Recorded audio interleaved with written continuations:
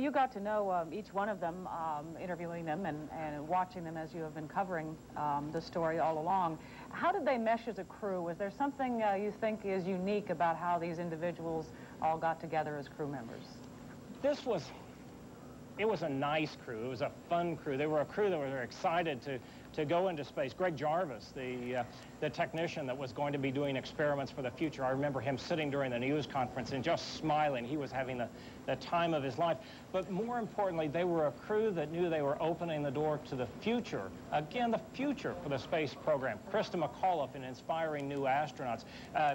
Greg Jarvis in designing, running experiments to design new satellites to go into space. And Commander Dick Scobee said, this is an important mission because this is the mission that could ensure the future of NASA. And now we're in a position of going back and looking to see what goes on, went wrong rather, and take stock of what the future of NASA is. Chris? Don? Tony, yeah. From your connections with and your association with the people there, is it fair to say, or perhaps is it inaccurate to say, that the NASA people, they call themselves a family, as you know, that NASA people, astronauts, and their support people on the ground are perhaps more able to cope with this kind of tragedy than the civilians, the non-NASA people, the other professionals who are aboard these missions? You know, it's funny, I was talking to astronaut Don Peterson about just that thing a short time ago, and he said, people think that if you're in the space program or if you're a test pilot or something like that, there's maybe a fatalistic approach. You expect something like this. Maybe this is easier. It is not. They are all very much people here who feel like they have lost brothers and sisters in this tragedy today, and everyone here, I think, feels the loss very personally. Tony Clark, thank you for the live update from the Johnson Space Center in Houston. Thank you, Tony. Americans have gotten accustomed to more or less routine space shuttle missions. They got so routine, in fact, that the major entertainment television networks did not cover every launch live. So the accident today hit Americans with a double impact. CNN's Mary Alice Williams has more on a nation in mourning, starting with some school children who had a personal stake in the mission. It was supposed to be the ultimate field trip.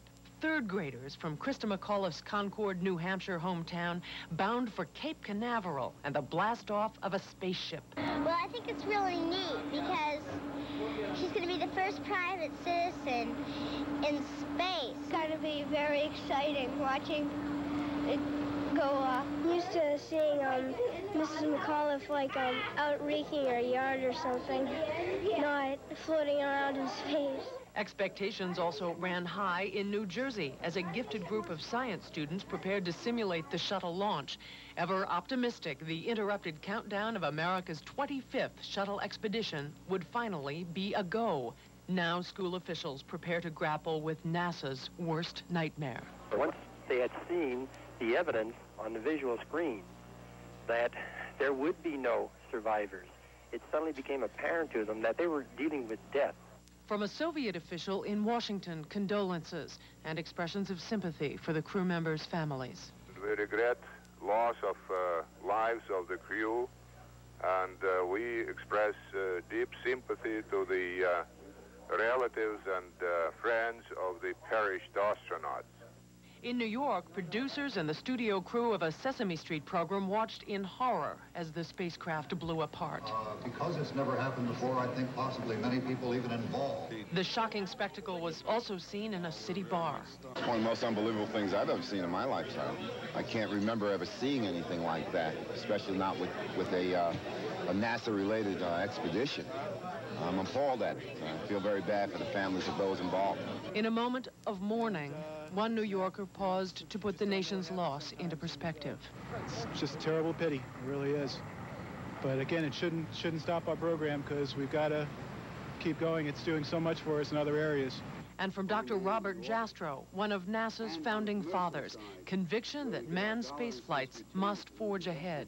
You've got to have men up there, the brain behind the eyeball, to fix these automated factories that we hope to put into space and make sure the product keeps flowing. It just is necessary to carry through this pioneering effort until it becomes routine.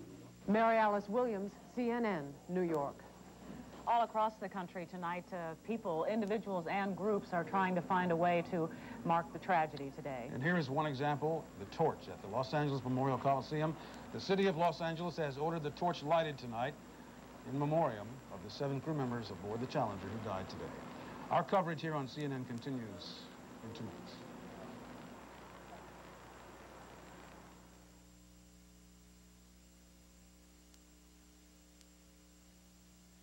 CNN, you may not have seen the pictures today of the explosion of the Space Shuttle Challenger. If you have seen them before, perhaps many times, bear with us. It's important for us to show it to those who have not seen it. These then are the first seconds and the last seconds of the Challenger's journey today. T-minus 10, 9, 8, 7, 6. We have main engine start. 4, 3, 2, 1, and liftoff. Liftoff of the 25th Space Shuttle mission, and it has cleared the tower. Now control. Roger, roll, Challenger. Good, roll program confirmed. Challenger now heading down range.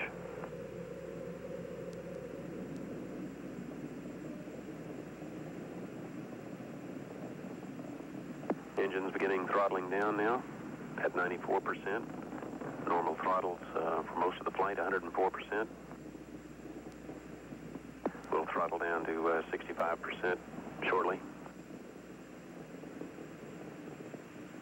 Engines at 65%, 3 engines running normally, 3 good fuel cells, 3 good APUs.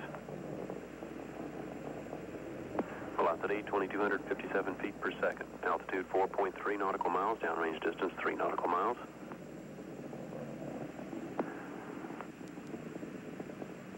Engines throttling up, 3 engines now at 104%. Challenger, go at throttle up. Challenger, go at throttle up.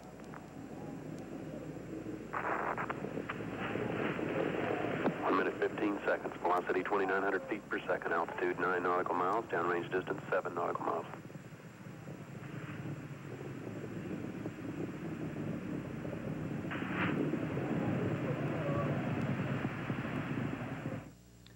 One of the first articles criticizing the space shuttle program appeared in the New York Times in 1980. Wayne Biddle, currently a staff writer with Discover magazine, wrote that piece. Mr. Biddle is here now to discuss today's flight. What does this mean and what does this do in your judgment to the shuttle program? Well, one would hope that that would be a simple question with a sort of yes or no kind of answer, but it's an engineering question, and engineers don't deal in certainty, they deal in probabilities. Needless to say, a very long and rigorous study will have to be made of the telemetry data, the signals that were sent back from the shuttle during this mission. Over the long haul, it may be the psychological effect more than the technical issues that have the most effect. The only comparison that I can come up with is the 3 Mile Island incident in the nuclear power industry, which forced a fundamental reassessment of the risks involved and also changed the public's attitude about those risks.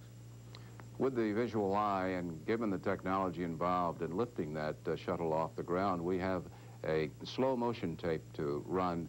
And let's look at that tape, and what are we looking at? Well, here you see the shuttle entering what is called the period of maximum aerodynamic stress. The accident happens very quickly. On a slower tape, you can see some of the detail. You see some vapors collect around the stern of the ship. Those vapors are igniting. They shouldn't be there. They should be trailing out behind the shuttle the way the exhaust in your car trails away. There's a flash. Yes.